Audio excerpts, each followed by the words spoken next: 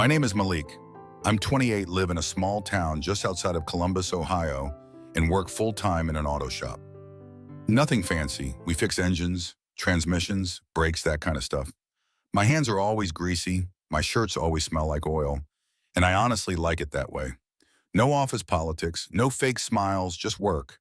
I've been doing this for about 6 years now. Got into it after dropping out of community college.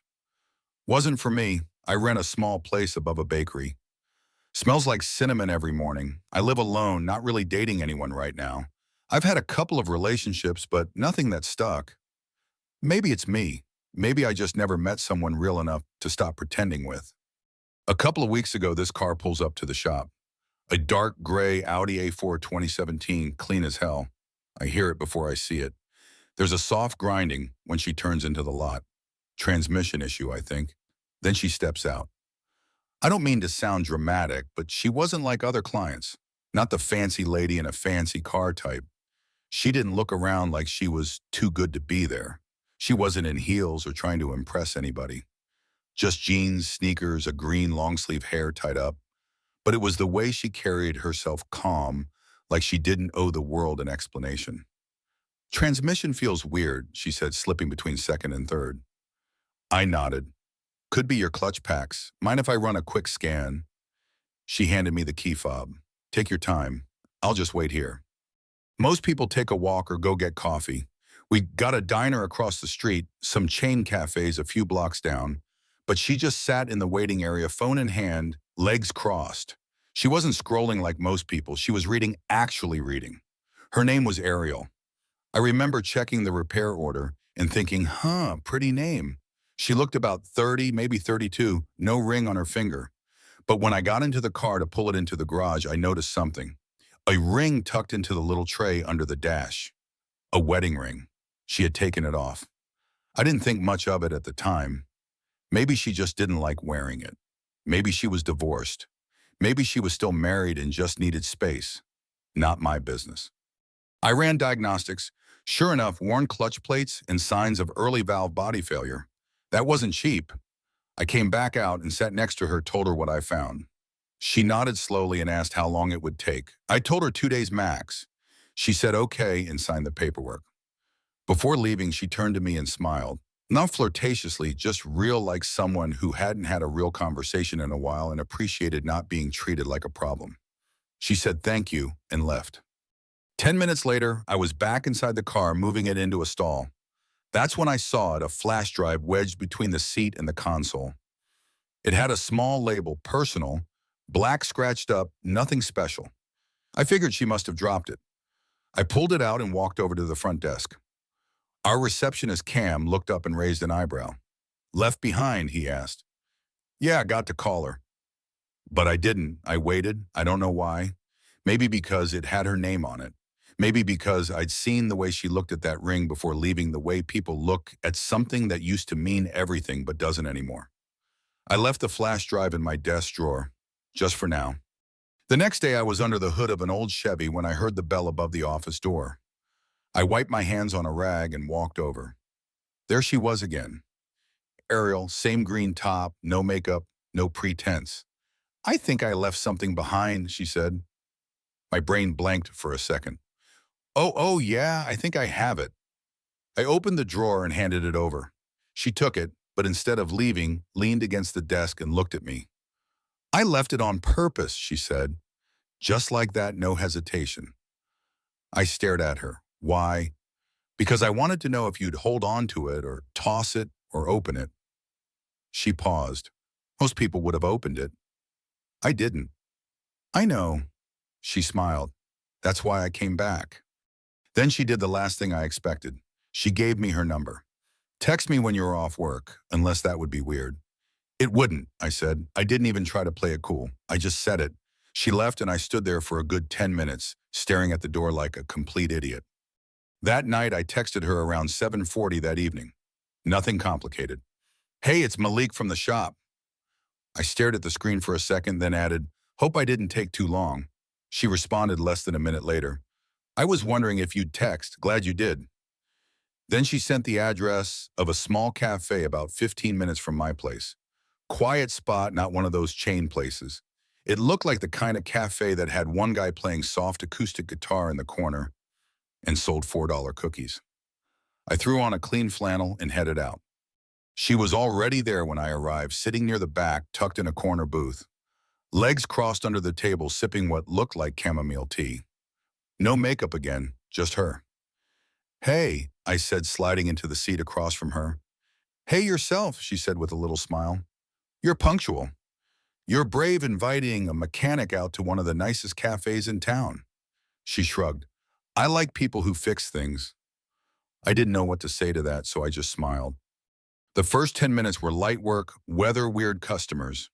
I told her about a guy who once brought in a car with raccoons living in the engine bay. She laughed, not the polite kind, real laughter. That was the first time I saw her let go a little. Then the conversation shifted. She leaned forward, resting her arms on the table.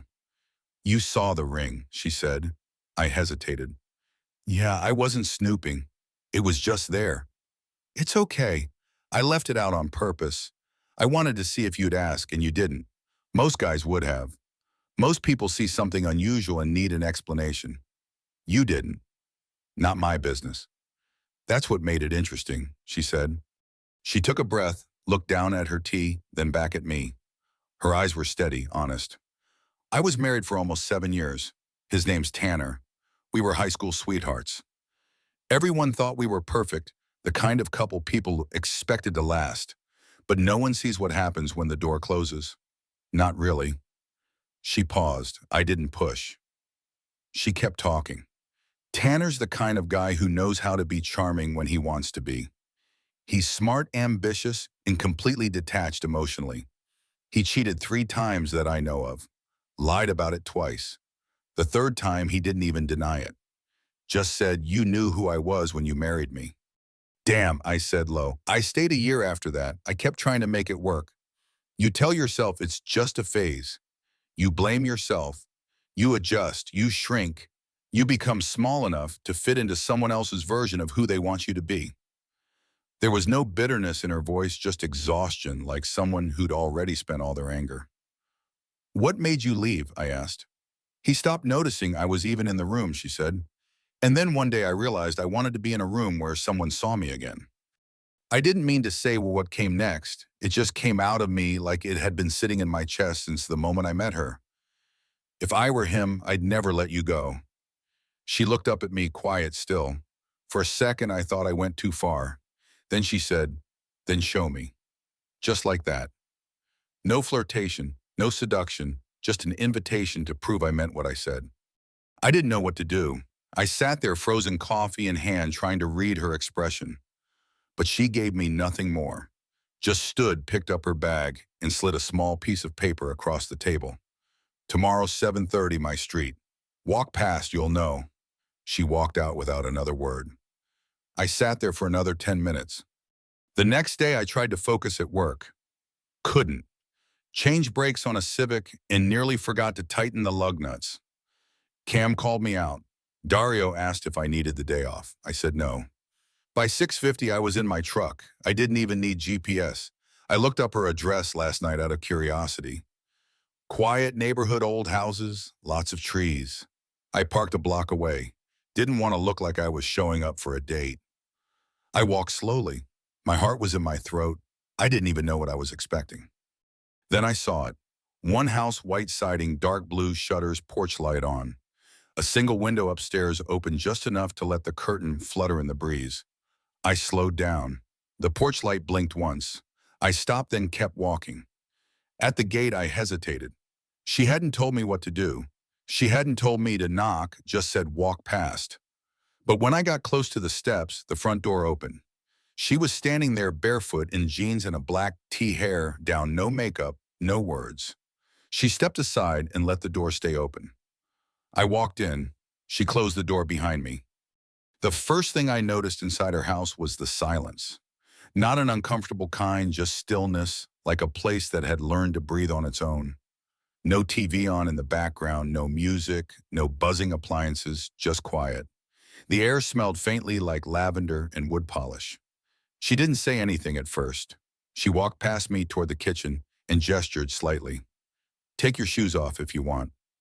I did left them by the door. The house was simple, lived in, but not messy. Clean shelves framed black and white photos, a few candles burned low, a dog-eared copy of East of Eden on a coffee table. The kind of place someone builds slowly after too much chaos. She moved around the kitchen, opening cabinets, pulling out a pan. I didn't plan anything fancy, she said. Hope you're okay with ramen. I smiled. Honestly, that's perfect. She started boiling water, still not looking at me directly. I sat at the edge of the couch, unsure of where to place my hands. You ever bring people here? I asked. No, she said, pouring the noodles in. I don't really do this open door thing. She paused, stirred. I don't really invite people in. Not since Tanner. Not after how that ended. I nodded slowly, even though she still wasn't looking at me.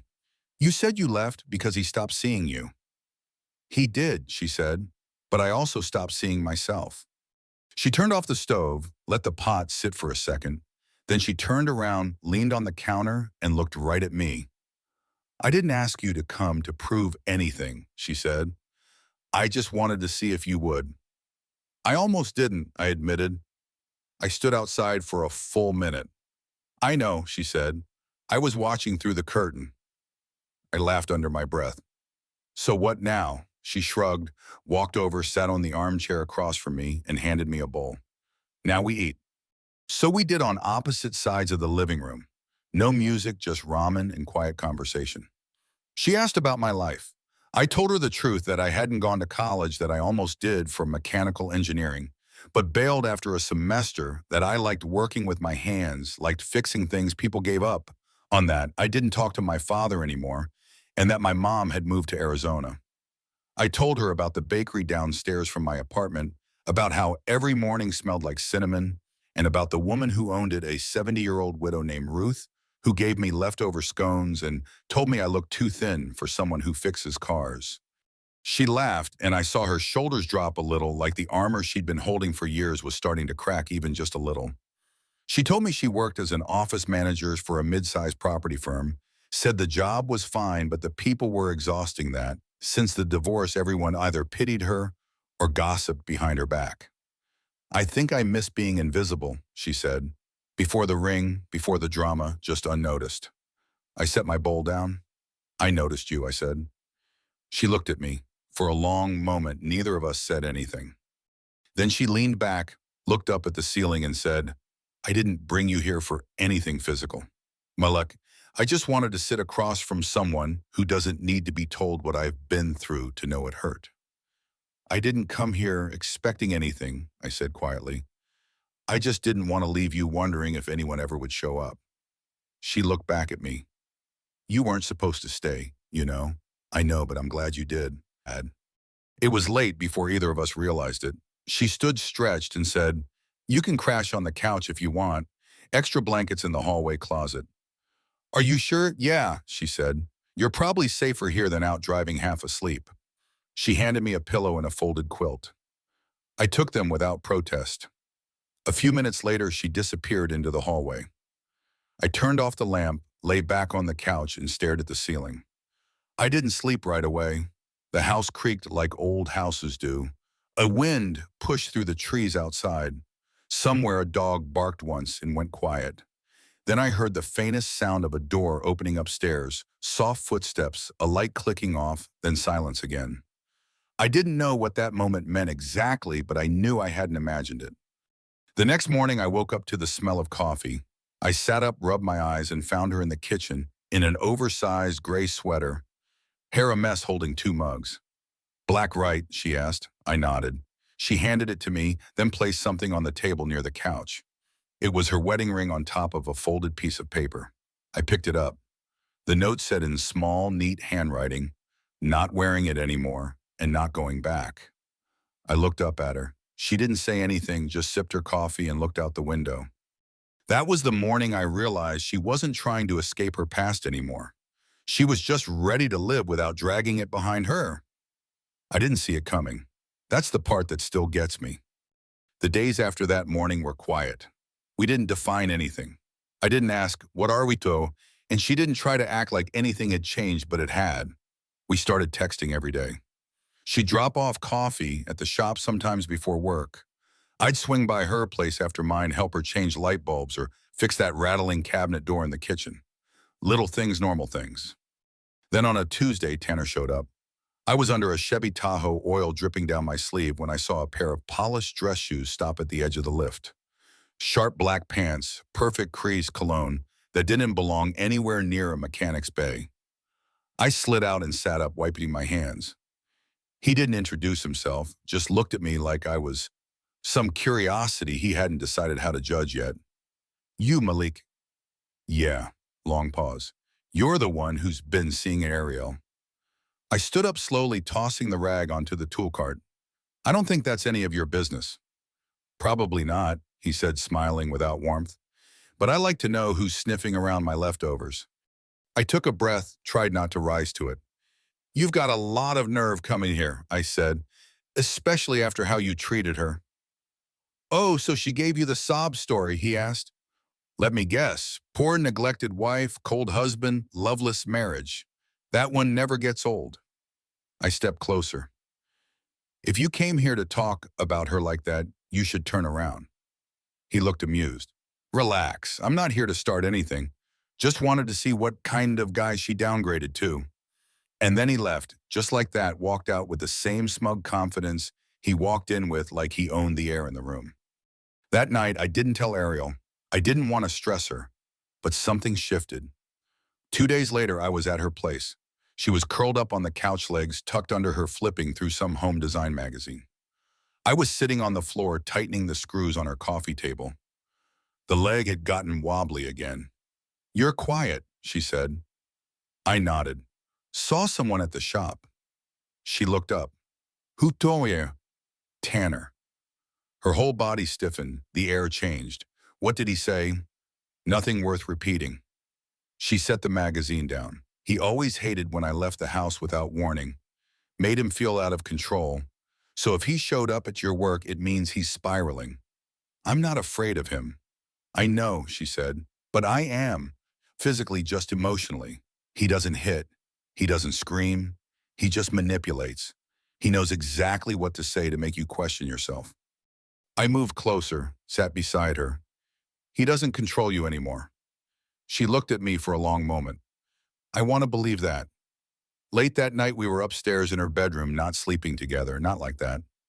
I'd started staying over a few nights a week, just sleeping on the couch or sometimes in her guest room. That night, she said I could sleep upstairs if I wanted, just to be near, just in case. She fell asleep first. Sometime around 2:00 a.m., I woke to the sound of glass breaking. At first, I thought I imagined it, but then I heard something else, a metallic clang, like something had been thrown against the porch railing. I jumped out of bed and ran downstairs barefoot. Ariel was right behind me, wrapped in a blanket. The front window, the small one near the entryway, was cracked. A rock on the floor wrapped in paper. I picked it up. On the note in bold black ink were the words, "You broke the rules. I don't forget." Ariel just stood there staring at it. "I'm calling the cops," I said. "No." Her voice was low but firm. "Ariel." "No police. He'll twist it. He always does. He'll say I'm unstable, that I'm acting out, that I'm dragging people into drama. He came to my job. He just threw a rock through your window. That's not drama. That's harassment." "I know, but if we give him a reaction, he wins." I hated how calm she looked, like she'd been through this before. I cleaned up the glass while she made tea. No one said much after that, Sean. Around 4 a.m., we sat in the kitchen, neither of us able to sleep. "He didn't love me," she said suddenly. "He loved the way I made him look. That's what he's trying to protect." I reached across the table and took her hand. She didn't flinch. "You're not going back to that," I said. "I know," she whispered. "But part of me still feels like I'm doing something wrong." "You're not." She squeezed my hand. "Then why does it still feel like guilt?" I didn't have an answer, but I stayed. Later that morning, she handed me her spare key. "Keep it," she said, "just in case." I put it on my key ring without saying a word. I wasn't going anywhere. After the night with the rock through the window, everything slowed down. Not in a bad way, just quieter, more intentional. Ariel didn't rush to fix the window. She left it cracked for 3 days like a scar she wasn't quite ready to cover up. I started staying over more often, at first on the couch, then in the guest room, and then after a week she stopped saying anything when I crawled into bed beside her. We didn't talk about it. It just happened like two people who finally stopped pretending they didn't want to be close. The cops never came. We never filed a report. Tanner didn't show up again. But we knew he might. That Saturday, I was back at work underneath a lifted Dodge Ram when Dario crouched beside me, waved a wrench in the air. "You good?" "Yeah," I said. He looked at me. "Really?" I looked back. "You're different lately." "In a good way," I shrugged, trying to be. "You ever hear what they say about how a man changes when he loves someone, right?" he asked. I wiped sweat from my forehead. "No." Dario grinned. "He shuts up more, listens, better works, steadier, and holds her hand like it's the last solid thing in a burning building." I laughed under my breath. "Sounds dramatic." "It is," he said. "Love usually is." When I got off work that night, I went straight to Ariel's. She was on the porch sitting on the swing reading. Same copy of East of Eden. She'd been rereading it chapter by chapter. Said it hit differently now. I sat beside her and we didn't speak for a while. Then she said, "I got offered a promotion at work today." "Yeah." "Senior office manager, bigger clients, more hours, higher stress." "You going to take it?" She shook her head. I told him no. "Why?" She turned to me. "Because for the first time in years, my life doesn't feel like I'm trying to prove anything to anyone." I didn't say anything. I just reached over, slid my fingers into hers, and we stayed like that, palms pressed thumb, moving slowly across the back of her hand. Later that week, we went out to dinner. Not a fancy place, just this Italian spot with too many Christmas lights hanging from the ceiling. Ariel wore a simple blue dress. I showed up in a black button-down she once said made me look almost like I had my life together. After dinner, we walked a couple of blocks through the neighborhood. She stopped in front of a quiet house with the "For Rent" sign out front. "This place has been empty for weeks," she said. "I called the owner just to ask." I looked at her. "You thinking of moving?" She nodded. "With you." It hit me like a punch and a hug at the same time. "You sure?" I asked. She smiled. "You ever notice how you hold my hand?" I blinked. "What?" "The way you hold on," she said. "You don't grip. You just stay." I think I've spent most of my life with people who didn't know how to stay. "I'm not going anywhere," I said. "I know." We signed a lease a week later. Not a huge place, but cozy backyard, a little porch room to grow. On move-in day, Dario stopped by the shop and handed me an old toolbox. "Housewarming," he said. I opened it full of stuff I already had, but under the tray was a folded napkin. On it, written in Sharpie, "She's not broken. She just needed someone who didn't try to fix her." That night, Ariel and I sat on the floor in our new living room, eating takeout from cardboard containers, surrounded by half-unpacked boxes. She leaned her head on my shoulder. "You know," she said, "if someone told me a year ago I'd be sitting on the floor with a mechanic, covered in dust, eating noodles in a house I actually like, I'd have laughed." "You still can," I said. "I don't want to. I just want to stay here." We didn't get married that year. There was no ring, no proposal, no Instagram announcement. But 3 months later, Yahima, I changed my mailing address. 6 months after that, she handed me a second key to her office. And a year later, we adopted an old beagle named Sunday. We built a life not with grand gestures, but with little ones. She never put the old wedding ring back on. The story of Malik and Ariel reveals a profound life lesson. True connection begins when you choose to show up without trying to fix someone's past. Malik, a mechanic with oil-stained hands, and Ariel, a woman carrying the weight of a broken marriage, found each other in the quiet moments of authenticity. Ariel's deliberate act of leaving her flash drive and ring wasn't just a test. It was her way of seeking someone who respected her story without demanding to rewrite it. Malik's choice to hold space for her to listen without judgment and to stay even when her ex's shadow loomed teaches us that love isn't about grand heroics. It's about the steady, unglamorous work of being present. Ariel's journey from shrinking to fit her ex's world to reclaiming her own space reminds us that healing comes when we stop proving ourselves to others. Their story shows that the people who matter don't need you to be more than you are. They just need you to be real.